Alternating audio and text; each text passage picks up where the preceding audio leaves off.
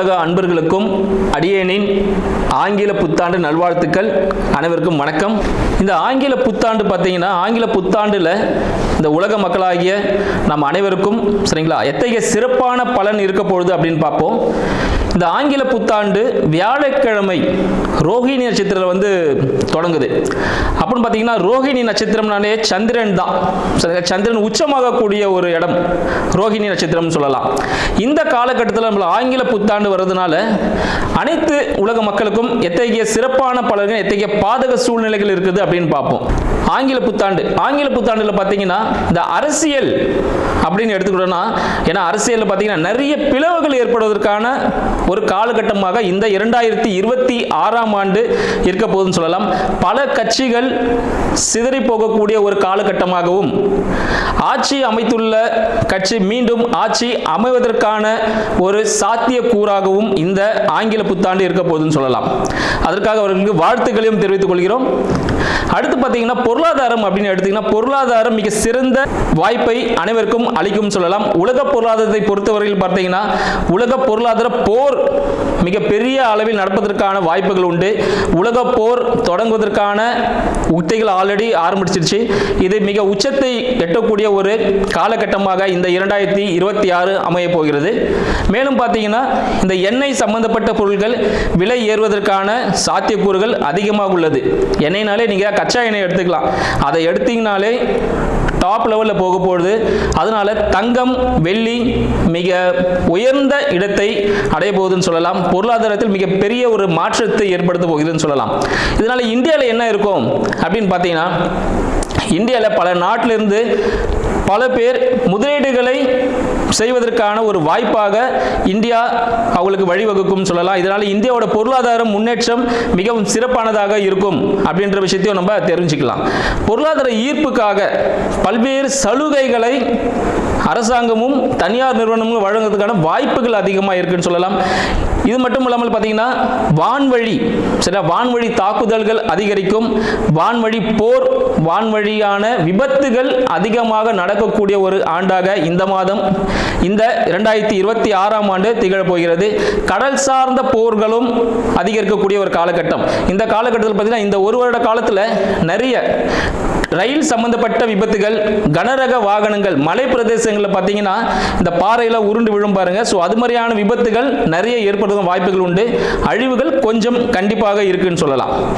அடுத்து பார்த்தீங்கன்னா, இந்த கடல் வழி சொல்லியிருந்தேன். கடல் வழியிலையும் போர்கள் நடப்பதற்கான வாய்ப்புகள் உண்டு. கடல் சார்ந்த உணவுகள் மூலமாக புதிய நோய்கள் ஏற்படுவதற்கான ஒரு காலகட்டமாக இருக்கு. மறைமுகமான நோய்கள் உருவாவதற்கான ஒரு காலகட்டம் சொல்லலாம். அடுத்து பார்த்தீங்கன்னா, விவசாயம் எடுத்துக்கணும். பொருளாதாரத்தில் விவசாயம் மிக சிறப்பான ஒரு விளைச்சலை தரக்கூடிய ஒரு ஆண்டாக இந்த மாதம் விளங்க போகிறது. இந்த ஆண்டு முழுவதுமே பார்த்தீங்கன்னா விவசாயம் நல்லபடியாக இருக்கும். வெயில் மிகவும் சுட்டெரிக்கக்கூடிய ஒரு இடமாக இந்தியா இருக்கும். சரிங்களா? இந்தியாவில் பார்த்தீங்கன்னா வெயில் ரொம்ப அதிகமான ஒரு தாக்கத்தை ஏற்படுத்தும் சொல்லலாம். மழையின் அளவு சற்று குறைவாக இருக்கும். இதனால் வெயில் காலங்களில் பல்வேறு நோய் உபாதைகளுக்குரிய மக்கள் ஆட்படுவார்கள் அப்படின்ற விஷயத்தையும் சொல்லலாம். பல்வேறு நிதி நிறுவனங்கள் லாபம் அளிக்கக்கூடிய வகையில் பல்வேறு சலுகைகளை அளிக்கும். இதனால் நம்பி யாரும் ஏமாற வேண்டாம். அந்த சலுகைகள் நம்பி நீங்கள் சேரும் பொழுது கண்டிப்பாக மோசடிகள் நடைபெறுவதற்கான வாய்ப்புகள் உண்டு. வங்கி மோசடி நடப்பதற்கான வாய்ப்புகள் உண்டு. மேலும் வங்கி மற்றும் ரியல் எஸ்டேட் துறை, சரிங்களா, ரியல் எஸ்டேட் துறையிலும் பார்த்தீங்கன்னா ஒரு சில வீழ்ச்சிகள் ஏற்படும் அப்படின்னு சொல்லலாம்.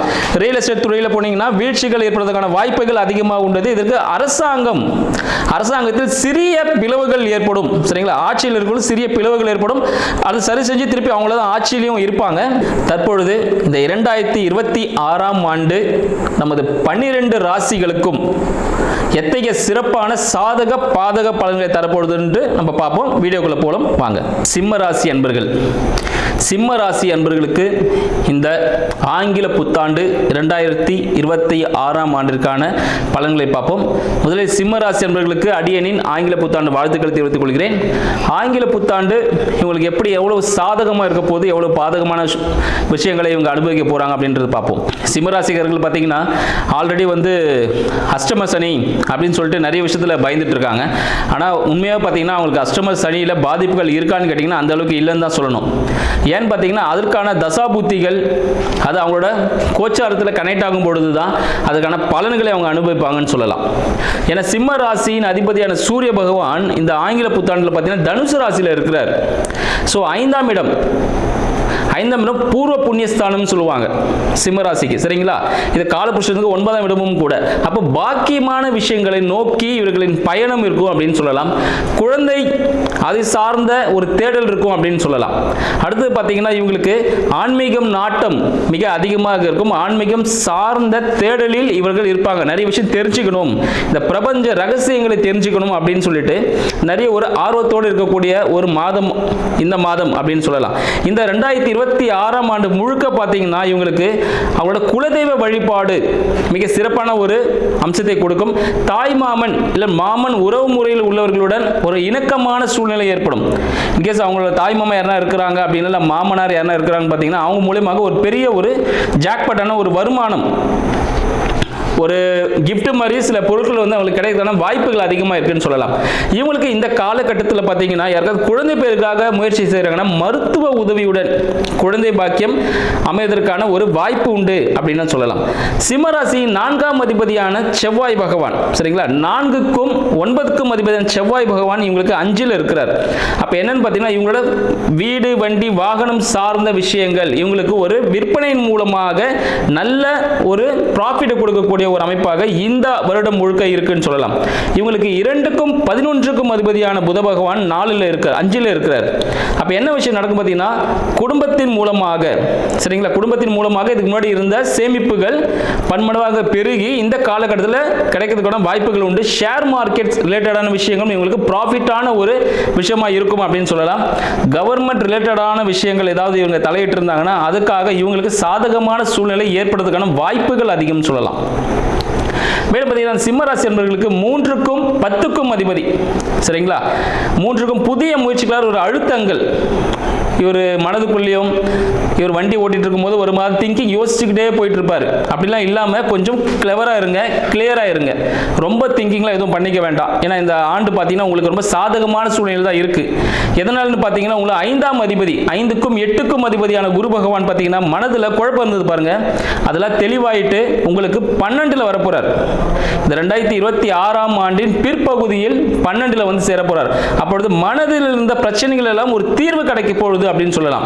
ஆண்டின் முதல் பகுதியில் பார்த்தீங்கன்னா இந்த ஏதாவது நீங்க பூர்வீகம் சார்ந்த சொத்துக்கள் ஒரு மறைமுகமாக இருந்திருக்கும், உங்களுக்கு இன்னும் கிடைச்சிருக்காது. அது எல்லாமே உங்களுக்கு ப்ராஃபிட்டான ஒரு ரேஞ்சில் கிடைக்க போகுது. அதன் விற்பனை மூலமாக ஒரு நல்ல லாபம் ஈட்டக்கூடிய ஒரு அமைப்பாக இந்த 2026ஆம் ஆண்டு விளங்க போகுதுன்னு சொல்லலாம். அடுத்து தொழில் துறையில் இருப்பவங்க, சரிங்களா, தொழில்துறை புதுசாக தொழில் ஆரம்பிக்கலாம் அப்படின்னு ஒரு பிளான்ல இருக்கக்கூடிய சிம்மராசி அன்பர்கள் அவங்களுக்கு கூட்டு தொழில் அமைவதற்கான வாய்ப்புகள் மிகவும் சாதகமான சூழ்நிலை இருக்குன்னு சொல்லலாம். கூட்டுத்தொழில் டாக்குமெண்டேஷன்ஸ் மட்டும் கொஞ்சம் நல்லா செக் பண்ணிக்கோங்க. ஏன்னு பார்த்தீங்கன்னா அதில் யார் சீனியரிட்டி, யாருக்கு எவ்வளோ பங்குன்றதுல வந்து கரெக்டாக டாக்குமெண்ட் படி எடுத்து அது ரிஜிஸ்ட்ரேஷன் பண்ணி வைக்கிறது ரொம்ப சிறப்பான ஒரு அனுகூலமாக இருக்கும் பிற்காலத்தில். ஏன்னு பார்த்தீங்கன்னா உங்களுக்கு செவ்வாய் பகவானும் 5லே இருக்கிறார், சரிங்களா, கூட சுக்கிரனும் இருக்கிறார். ஸோ தேவையில்லாத பிரச்சனைகள் வர்றதுக்கான வாய்ப்புகள் உண்டு. ஸோ அந்த டாக்குமெண்டேஷன்ஸ் கிளியராக இருக்கட்டும். எக்காரணம் கொண்டும் வேகமாக செயல்பட வேண்டாம். இதை ஃபாஸ்ட்டாக பண்ணுறேன், என் ஃப்ரெண்டு தான், என் ரிலேஷன் தான் சொல்லிட்டு டாக்குமெண்ட் சைன் பண்ணி கொடுத்துட வேண்டாம். அதனால பாதகமான சூழ்நிலைகள் ஏற்படுறதுக்கான வாய்ப்புகள் அதிகமாக இருக்குது அப்படின்னு சொல்லலாம்.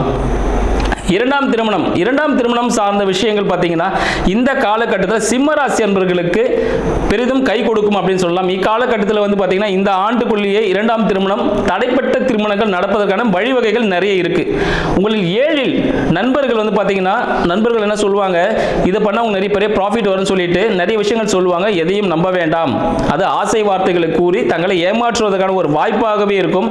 அதனால் இந்த காலகட்டத்தில் நண்பர்களிடமோ பிற மொழி பேசும் அன்பர்களிடமோ மிகவும் ஜாக்கிரதையாக இருந்துக்கங்க. அதுதான் உங்களுக்கு ரொம்ப பெஸ்ட் ஒரு அட்வைஸ்னு சொல்லலாம். உங்களுக்கு 12ஆம் அதிபதி சந்திர பகவான், சரிங்களா, 12ஆம் அதிபதி சந்திர பகவான் இருக்கிறதுனால அவர் ரோகிணி நட்சத்திரத்தில் இருக்கார் நியூ இயர் அன்னைக்கு. அப்போ பார்த்தீங்கன்னா ஆங்கில புத்தாண்டு அன்னைக்கு பார்த்தீங்கன்னா உங்களுக்கு நியூ இயர்ல இருக்கு ரோகிணி நட்சத்திரத்தில் இருக்கிறதுனால விரயங்கள், சரிங்களா, விரயம் தொழில் சார்ந்த விரயங்கள். ஸோ தொழிலில் புதிய இன்வெஸ்ட்மெண்ட், புதிய இயந்திரங்கள், ஸோ புதிய இன்வெஸ்ட்மெண்ட், புதிய பிரான்ச் ஓப்பன் பண்ணுறதுக்கான விஷயங்கள்லாம் உங்களுக்கு அனுகூலமாக இருக்குன்னு சொல்லலாம்.